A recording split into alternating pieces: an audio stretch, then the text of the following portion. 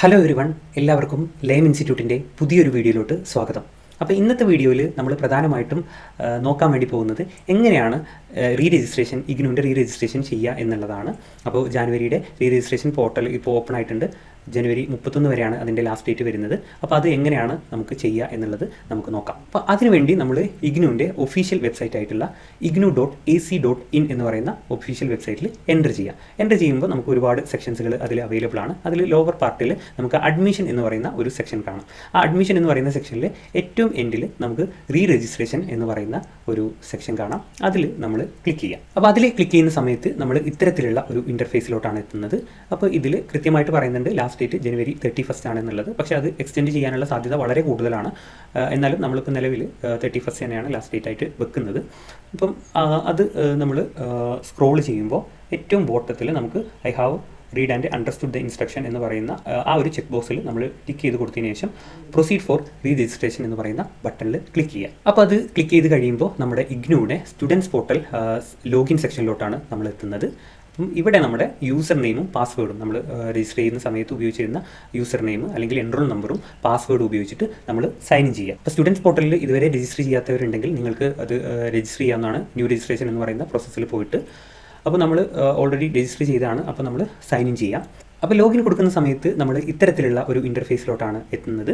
അപ്പോൾ ഇവിടെ നമുക്ക് കാണാം നമ്മൾ ചൂസ് ചെയ്തിട്ടുള്ള നമ്മൾ സെലക്ട് ചെയ്തിട്ടുള്ള നമ്മുടെ കോഴ്സിൻ്റെ നെയിം കാണാം. അപ്പോൾ അതിൻ്റെ ഏറ്റവും അടിയിൽ നമുക്ക് ക്ലിക്ക് ഹിയർ എന്ന് പറയുന്ന ഒരു ബട്ടൺ കാണാം. അപ്പോൾ അതിൽ ക്ലിക്ക് ചെയ്യാം. ക്ലിക്ക് ചെയ്ത് കഴിയുമ്പോൾ നമ്മളുടെ ഇൻഫർമേഷൻ, നമ്മുടെ ബേസിക് ഇൻഫർമേഷൻസ് ആണ് ഓപ്പൺ ആയിട്ട് വരുന്നത്. നമ്മുടെ പേരെന്താണ്, നമ്മുടെ എൻറോൾമെൻറ്റ് നമ്പർ തുടങ്ങിയിട്ടുള്ള ഇഗ്നുവിൽ നമ്മൾ രജിസ്റ്റർ ചെയ്യുമ്പോൾ കൊടുത്തിട്ടുള്ള ഡീറ്റെയിൽ ആയിട്ടുള്ള ഇൻഫർമേഷൻസുകളാണ് ഇതിൽ കാണുക. ഇതിൽ രണ്ടാമത്തെ ഒരു ബോക്സ് നമുക്ക് കാണാൻ വേണ്ടിയിട്ട് സാധിക്കും. ഇതിൽ registration open for 2025 January cycle എന്ന് പറഞ്ഞിട്ട്, അപ്പോൾ ഇതിൽ click here to select your course എന്ന് പറഞ്ഞിട്ട് നമുക്ക് കാണാം. അപ്പോൾ ഇതിൽ 1 ഇയർ കഴിഞ്ഞ് കഴിയുമ്പോഴാണ് ഈ ഒരു ബോക്സ് ഇവിടെ കാണുകയുള്ളൂ. അപ്പം നമ്മൾ രജിസ്ട്രേഷൻ സമയമായി എന്നുള്ളത് അറിയിക്കാൻ വേണ്ടിയിട്ടാണ് നമുക്ക് ഇവിടെ ഇങ്ങനൊരു ബോക്സ് വരുന്നത്. അല്ലാത്തവർക്ക് ഇവിടെ അങ്ങനൊരു ബോക്സ് ഉണ്ടായിരിക്കുന്നതല്ല. നമുക്ക് ഇതിൽ ക്ലിക്ക് ചെയ്യാം. അപ്പോൾ ഇതിൽ ക്ലിക്ക് ചെയ്യുന്ന സമയത്ത് നമ്മൾ പുതിയൊരു ഇൻ്റർഫേസിലോട്ട് എത്തുകയാണ്. അപ്പോൾ ഇതിൽ നമ്മുടെ കോഴ്സിൻ്റെ ഡീറ്റെയിൽസ് നമുക്ക് സെലക്ട് ചെയ്യാനാണുള്ളത്. അപ്പോൾ നമ്മൾ നമ്മുടെ കോഴ്സ് സെലക്ട് ചെയ്യാണ്.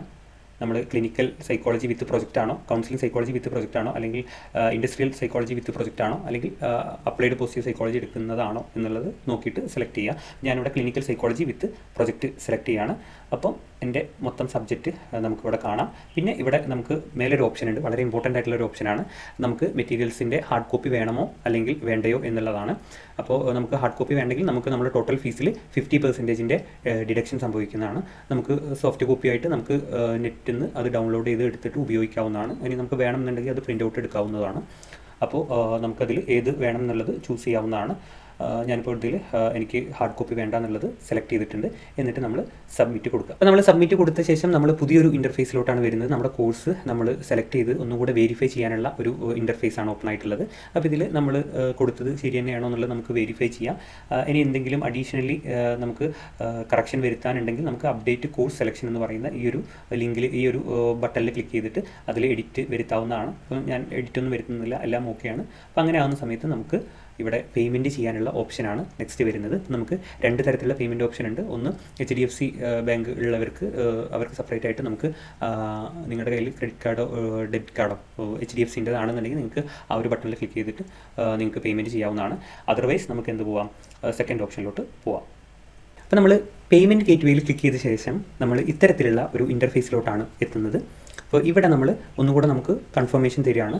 അപ്പോൾ നമ്മൾ ഇതിൽ നമ്മുടെ ടോട്ടൽ എമൗണ്ടും കാര്യങ്ങളൊക്കെ നമ്മുടെ നെയിമും കാണാം.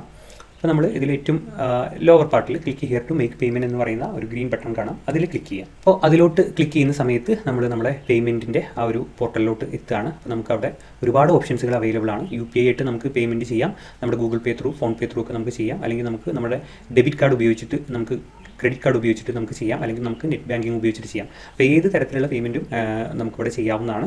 പേയ്മെൻറ്റ് സക്സസ് ആയതിനു ശേഷം രജിസ്ട്രേഷൻ്റെ പ്രിൻ്റ് ഔട്ട് എടുക്കാവുന്നതാണ്. അത് നമുക്ക് കിട്ടുന്നത് ഈ സ്റ്റുഡൻസ് എന്ന് പറയുന്ന ഈ ഒരു ഭാഗത്ത് അതിൽ രജിസ്ട്രേഷൻ എന്ന് പറയുന്ന ഒരു സെക്ഷൻ കാണാം. അതിൽ ക്ലിക്ക് ചെയ്യുക. അതിൽ ക്ലിക്ക് ചെയ്യുമ്പോൾ നമുക്ക് രജിസ്ട്രേഷൻ ഹിസ്റ്ററി എന്ന് പറയുന്ന ഒരു സെക്ഷൻ നമുക്ക് കാണാം. അതിൽ ക്ലിക്ക് ചെയ്ത് കഴിഞ്ഞാൽ നമുക്ക് രജിസ്ട്രേഷൻ്റെ ആ ഒരു റെസിപ്റ്റ് നമുക്ക് ഡൗൺലോഡ് ചെയ്ത് എടുക്കാവുന്നതാണ്. അപ്പോൾ ഇത്തരത്തിലാണ് നമ്മൾ വളരെ സിമ്പിളായിട്ട് നമുക്ക് റീ രജിസ്ട്രേഷൻ ചെയ്യാവുന്നതാണ്. അപ്പോൾ നിങ്ങൾക്ക് വീട്ടിൽ നിന്ന് തന്നെ സിമ്പിളായിട്ട് ചെയ്യാവുന്നതാണ്. അപ്പോൾ ഈ ഒരു വീഡിയോ നിങ്ങൾക്ക് ഉപകാരപ്പെട്ടു എന്നുള്ളത് പ്രതീക്ഷിക്കുന്നു. അപ്പോൾ ഇത്തരത്തിലുള്ള വീഡിയോസുകൾക്കും ക്ലാസ്സുകൾക്കും നിങ്ങൾ ഈ ഒരു ചാനൽ സബ്സ്ക്രൈബ് ചെയ്യുക. Okay, thank you.